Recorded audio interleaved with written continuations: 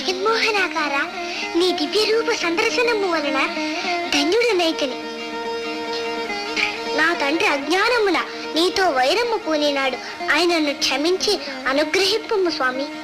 ప్రహ్లాద, నీ తండ్రి పూర్వజన్మమున నా భక్తుడే శాపవశమున రాక్షసుడిగా జన్మించినాడు. నేటికి శాప విమోచనమైనది. శ్రీమన్నారాయణ, నన్ను అనుగ్రహించి ముక్తి ప్రసాదించు స్వామి. ప్రహ్లాద, నీవు భాగవతోత్తముడు, నీకు తప్పక ముక్తి లభించగలదు. కాని ముల్లోకములను పాలించి తిరిగి ధర్మ సంస్థాపనము చేయవలసిన బాధ్యత నీపైనున్నది. మహాప్రసాదం.